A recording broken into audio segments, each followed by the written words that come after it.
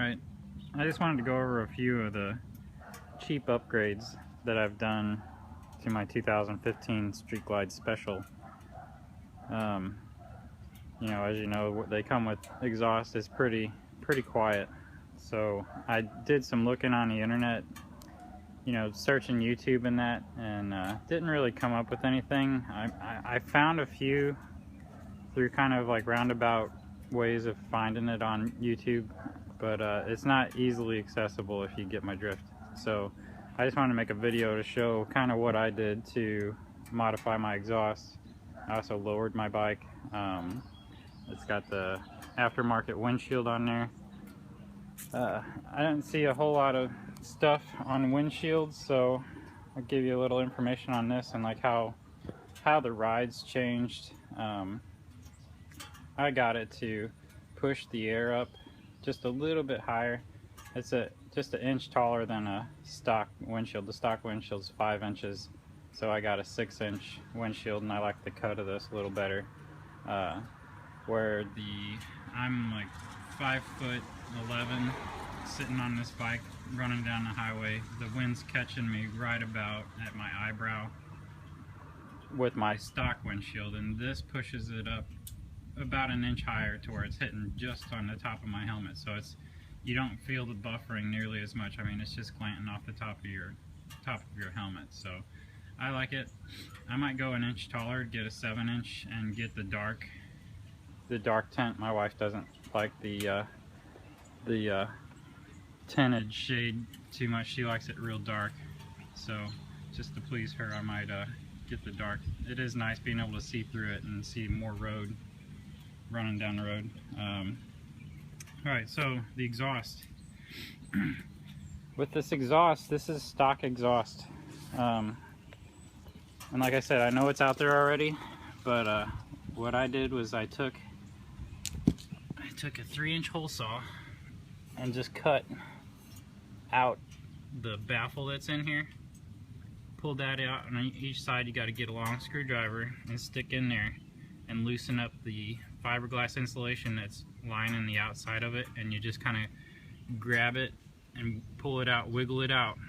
It takes a little bit of effort because you got that lip from cutting that baffle out of there.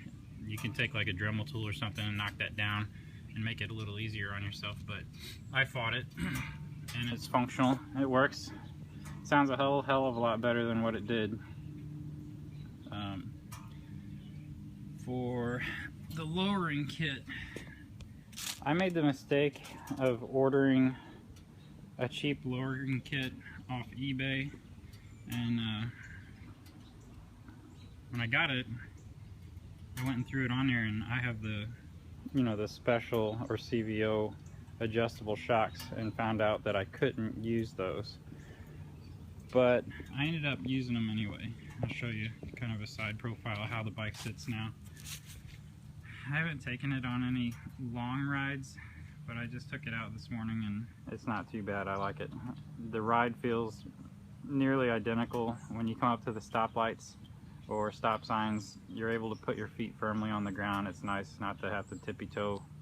I mean, if I had the right angle on my legs in that with the stock height, I could get my feet to plant, flat, but rolling up on a stop sign or a stoplight, especially with my wife on the back or something, chances are my feet aren't catching quite right. So I did this to help improve that. But what I did with those ones that I bought, and they were set up for just a standard Street Glide, not the special or CVO with the adjustable shocks. So I had to modify them. I didn't take any video of the actual work being done, so I'll just kind of have to show you. I got these things off eBay, and they're made by this VMS Racing. It looks somewhat like this. So you got this 1/4-inch plate. It's just like a CNC machine plate. And then it's got this big round deal welded onto it to it's a stop when you put it on the bike, so the bracket won't roll down with the pressure of the weight of the bike sitting on it. So anyway, what was happening was our shocks, you know, you got the bushing at the end, and then it comes up, and you got this big deal like this that holds that big spring. And what's happening is you're trying to bolt that, say, on the second spot, which is like 2 inches, to lower the bike 2 inches, and it's hitting, you know, all of this. So what I did was I took a bandsaw, just trimmed this down to where it came out, went right back up here to this. And I didn't, it looks bad here, but there's a lot of material on the actual bracket itself, so it's more like this. So that way when you bolt it up, the shock is sit there, and it sits in here, and you're not changing your shocks, you know, putting $300 shocks on your bike. So it ended up working out. They make a set of these. It's the same damn thing, and it's on eBay. Another guy sells them. He says he's got the patent for them or whatever. And it's exactly what I did. It's just taking that same bracket, basically cutting a notch out of it, and shipping them out to people, charging them $70 for them. So it is what it is. I think I paid 25 bucks, something like that, for my brackets, and I'm pleased with the result, you know, being able to put my feet down and feeling comfortable. So just wanted to make a little video to show the exhaust, how to, you know, modify your exhaust if you want to do that, and how to lower your bike using the cheaper brackets. So I'll fire up my bike to see if I get a decent sound.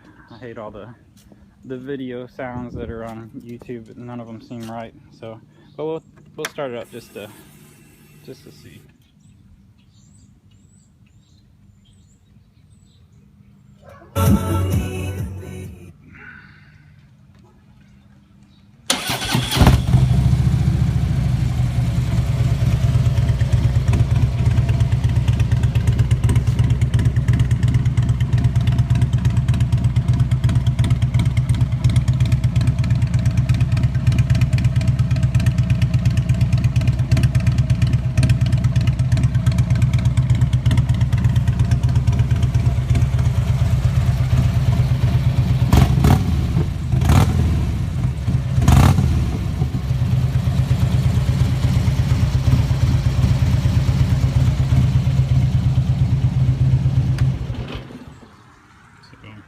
That's my video. Help you guys out that are looking for a cheap fix for exhaust and to lower your bike.